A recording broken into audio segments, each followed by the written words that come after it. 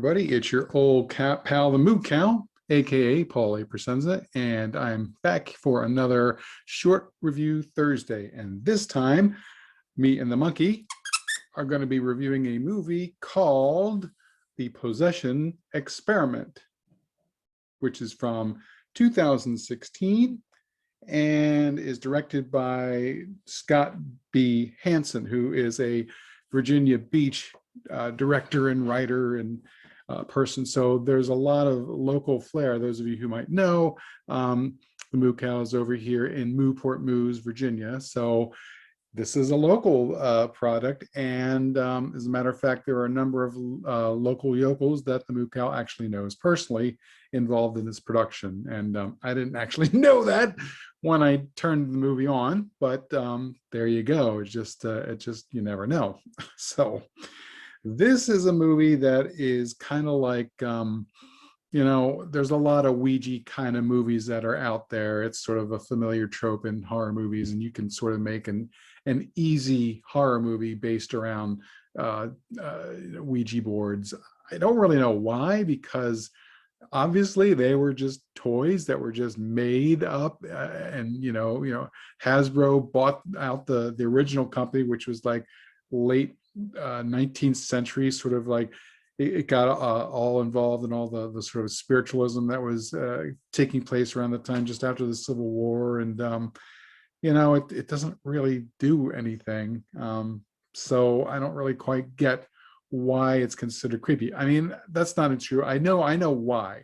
The reason why is because of The Exorcist. I mean, there was the scene, of course, where Captain Howdy and all that, it comes through the Exorcist, and that lets Satan in, and it went from turning what was supposed to be an interesting parlor trick that everybody pretends works for fun into, oh my God, this is Satan coming in to destroy the universe, and demons coming to possess your soul, and all that other kind of stuff. So that's what the movie's about. So it's about this guy named Brandon, I guess he's a student, and he is going to, I guess, a seminary student, but he's taking comparative religion, and he's got a project where he's going to decide if exorcism really works or not.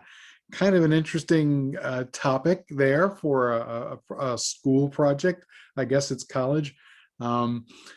Typically you would sort of research it and write a paper, but in this case, he decides he is going to get himself possessed by using a Ouija board. And this is a Ouija board that he finds because he decides, he starts doing some research online, and he finds a house nearby somewhere in Virginia where somebody got possessed, and there's footage, and I guess the local cops have a copy of it. He manages to get a hold of it. He finds out where the house is. He goes to the house with his friend Clay, who's like sort of Shaggy from the Scooby-Doo things. He's kind of like this druggy surfer bro dude. And they go there, and there's lots of jump scares and weird stuff, and they poke around, and they find this Ouija board, a wooden one, as opposed to the cardboard and plastic one that you get, because you can't just use that. And they find it in a wall, so that's always a good sign. And there's all kinds of esoteric writing on the wall, with symbols and such, again, always a good sign, which they ignore. And he takes the Ouija board home, and they decide that they're going to do this live stream as a way to prove that demons exist and possession is real and all this other kinds of stuff. There's no actual science being performed here. There's no controls. There's really nothing. And they end up getting a third person by the name of Lita, who is the super cute medical student, I guess, studying to be a doctor. And she's there to take vitals, because that's important. Make sure you're still breathing and still have your proper heart rate and all that. Why they couldn't just get a nurse or an EMT person, or frankly, why they wouldn't get a psychiatrist or a parapsychiatrist, and all sorts of other people, a priest. And that's just, I don't quite understand, plot wise, the way some of the things were working. um so of course, weird shenanigans happens, and as usual, once you start messing with the forces of darkness, they come and kick your ass, and that's what happens. So a little bit about Scott Hansen. Like I said, he is the person who is the director of this film. He also, I guess, was the cinematographer and did some editing. He probably did a bunch of other things too. He has directed a number of other things, including Dead Men, Monumental, and Bad Candy, which I had actually heard about, and actually have heard that that's a pretty good flick. So I'd like to check that out.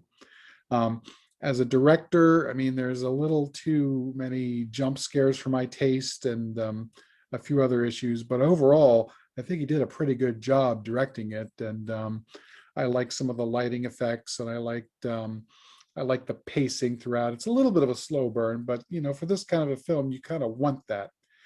But overall, I think Scott Hansen did a pretty good job as far as directing, and the cinematography goes too. So that was kind of cool. Um, and I guess he also did a Navy SEAL documentary called Until It Hurts in 2015, and he did some music videos and some other stuff. So he's got a background, and it definitely shows. So the cast, the lead is named Chris Minor. He's the one who plays Brandon, and he's the guy that kind of looks like Adrian Grenier from Entourage, with the fuzzy face and everything. He's actually a musician who turned into an actor. I don't remember the band that he was with, but he's done a few other indie things as well. And so he's playing the lead guy, Clay, the druggy sort of sidekick. He's been in a number of short films, and I think he's actually directed a number of short films as well. His name is Jake Bryn, and he was actually, I thought, pretty good in this as well. They're both kind of like brotards, I guess, is the unflattering way of putting them, but that's kind of how they come off, both of them.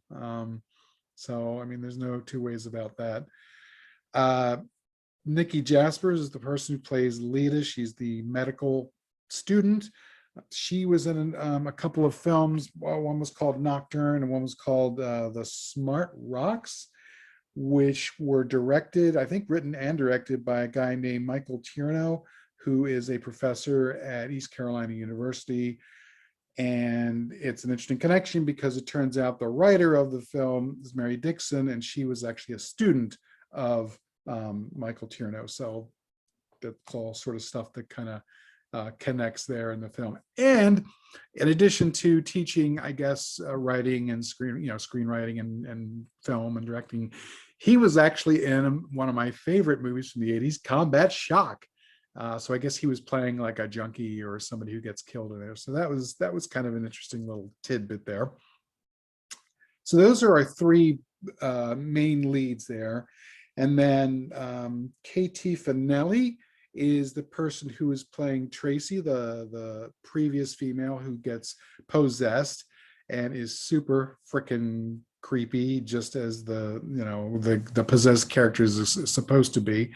A lot of that stuff comes pretty much right out of The Exorcist, all the cursing and spewing liquids and contortions and screaming and all that other kind of stuff.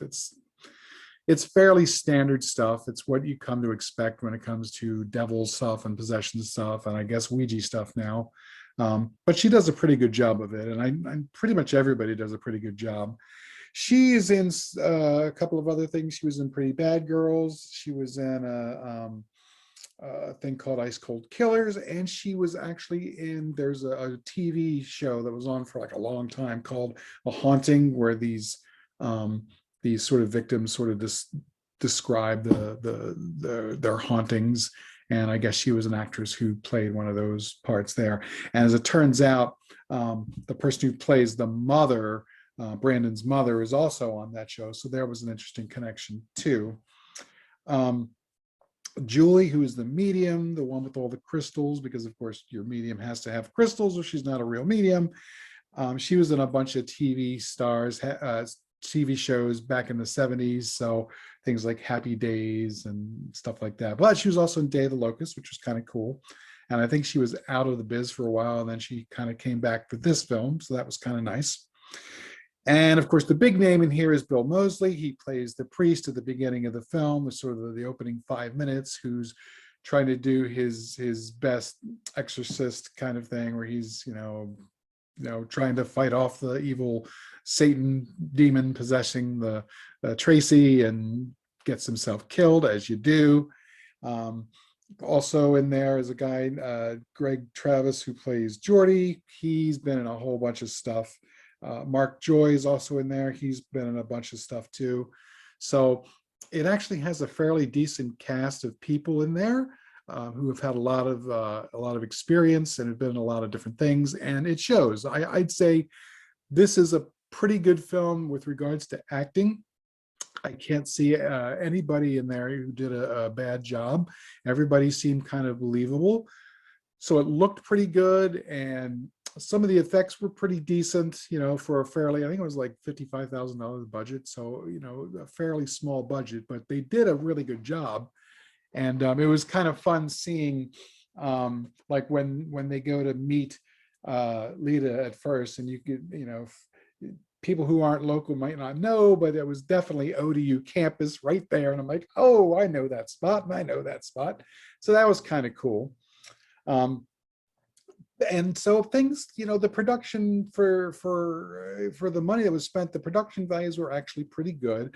My biggest issue is with the plot. There's a lot of groaners and a lot of weird stuff that just kind of happens. I don't want to spoil it for you folks, but the person who gets possessed early on, and who ends up coming back to haunt them. Well, it turns out that everybody dies in that except the cameraman and the kid, the baby. When, as it turns out, convenience of convenience, the kid is actually Brandon, who comes back and finds out that he's adopted, and the father is the cameraman, and there's just all these sort of groan-inducing contrivances that are kind of like, come on. That aside, that's kind of the in my opinion, the weak part of the film. But that aside, it's actually not a bad little movie, again, for the budget. And it was nice seeing that it was shot locally, and it was really nice seeing some faces pop in there that I recognize. So I saw Justin Gardner in there. Hey, Justin,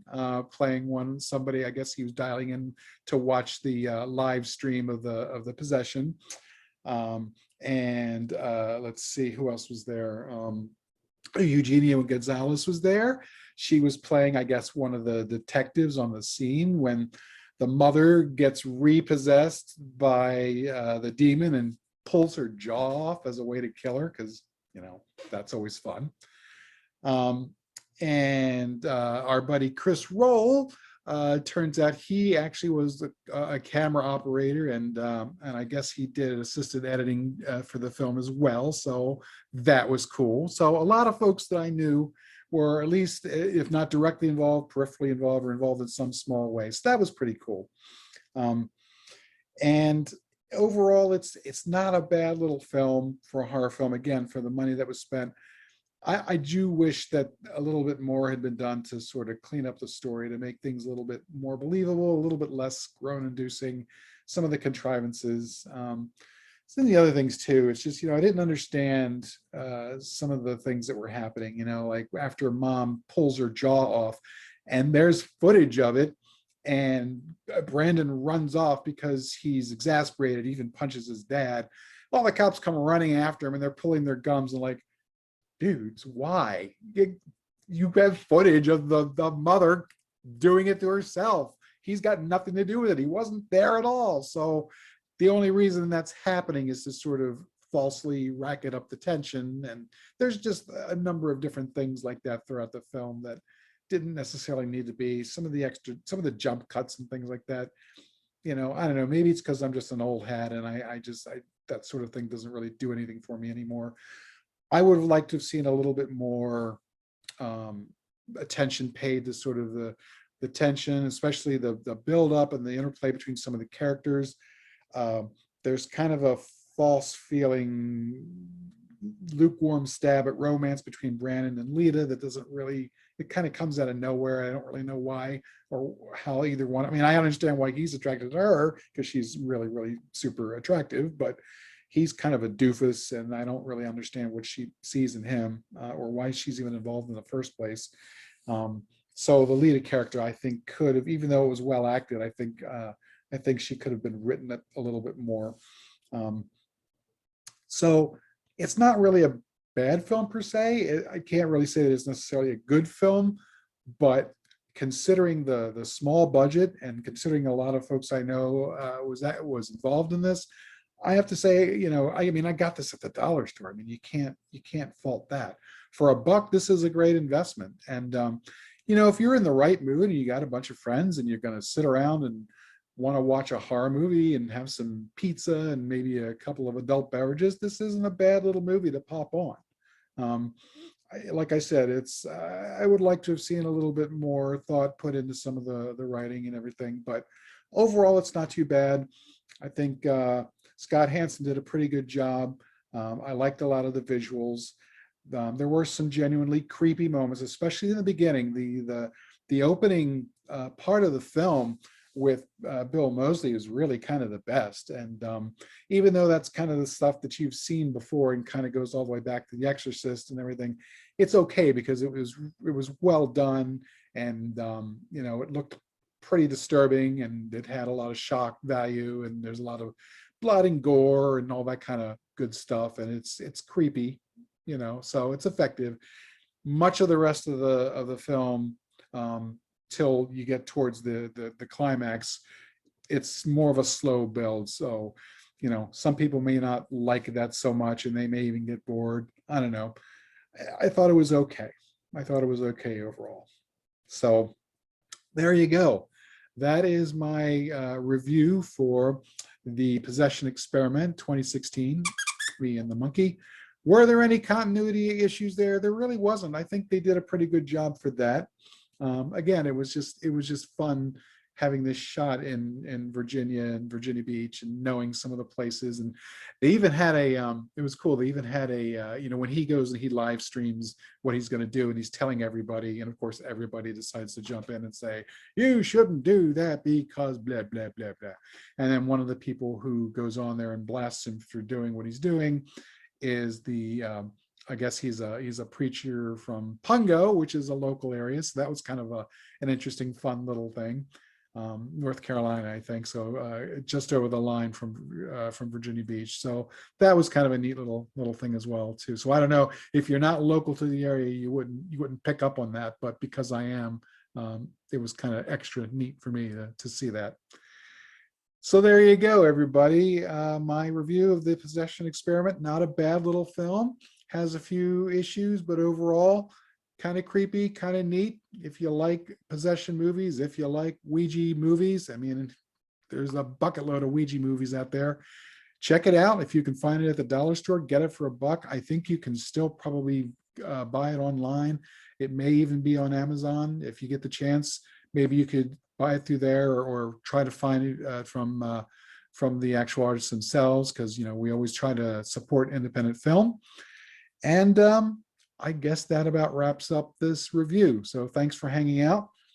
Myself and the monkey. We'll see you next time. And we will see you on the next episode of Short Reviews for Thursday. All right. See you next time. Bye.